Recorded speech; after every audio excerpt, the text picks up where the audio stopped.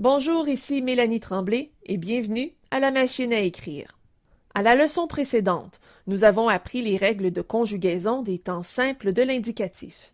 Aujourd'hui, nous apprendrons les règles de conjugaison des temps composés de l'indicatif. Les temps composés sont le passé composé, le plus que parfait, le passé antérieur et le futur antérieur. Vous vous posez peut-être la question: qu'est-ce qu'un temps composé?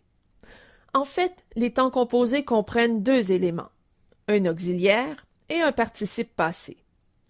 Et j'imagine que vous vous demandez: qu'est-ce qu'un auxiliaire?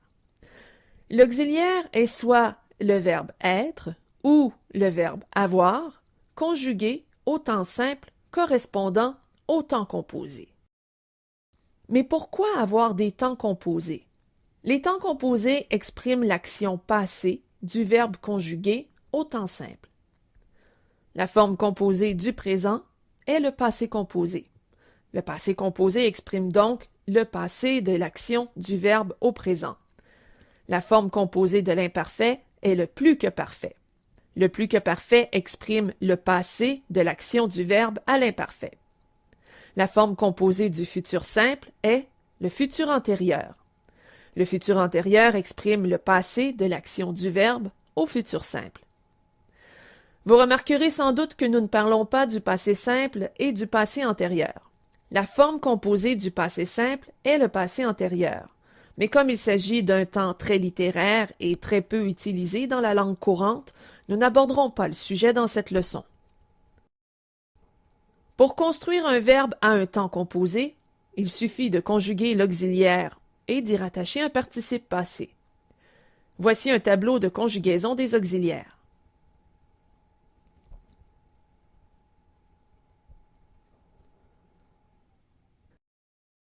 Pour construire le passé composé, vous choisissez les auxiliaires du présent. Pour construire le plus que parfait, vous choisissez les auxiliaires de l'imparfait.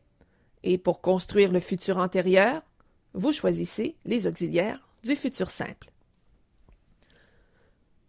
À ces auxiliaires, vous rattachez un participe passé et voilà, vous avez la forme composée du verbe. Par exemple, le verbe chanter. Au passé composé, j'ai chanté. Et est l'auxiliaire et chanter, accent aigu, est le participe passé.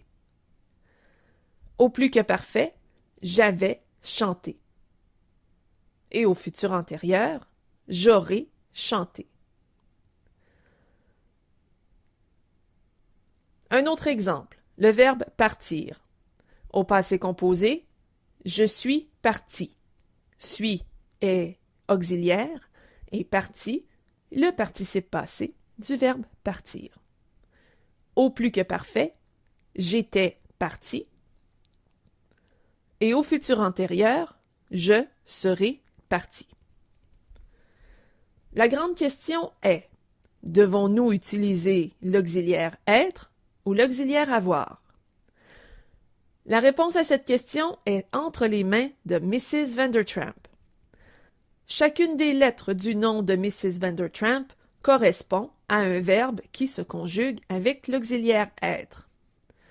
Évidemment, cette liste ne comprend pas tous les verbes qui se conjuguent avec l'auxiliaire être, mais cette liste est un bon point de départ. Exerçons-nous un peu. Conjuguez les verbes suivants.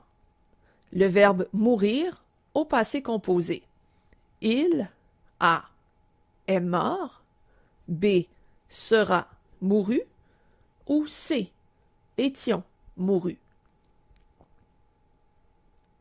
La bonne réponse est A. Il est mort. Le verbe écrire au plus que parfait.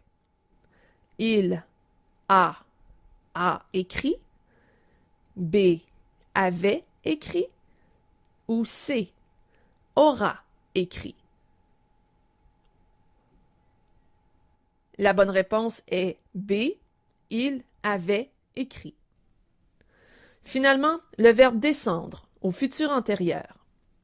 Tu as est descendu. B sera descendu. ou C. Était descendu. La bonne réponse est B. Tu seras descendu. Récapitulons. Les verbes se divisent en mode et en temps. Au mode indicatif, les temps sont le présent, le passé composé, l'imparfait, le plus que parfait, le passé simple, le passé antérieur, le futur simple et le futur antérieur. Les verbes des temps composés se construisent avec un auxiliaire, l'auxiliaire avoir ou l'auxiliaire être, conjugués au temps simple, auquel s'ajoute un participe passé. Voilà ce qui conclut la leçon d'aujourd'hui. Vous êtes maintenant invité à répondre au questionnaire mis à votre disposition. Joignez-vous à nous dans notre forum de discussion ou sur Facebook à l'adresse suivante. Ici Mélanie Tremblay, merci d'avoir été là. À la prochaine.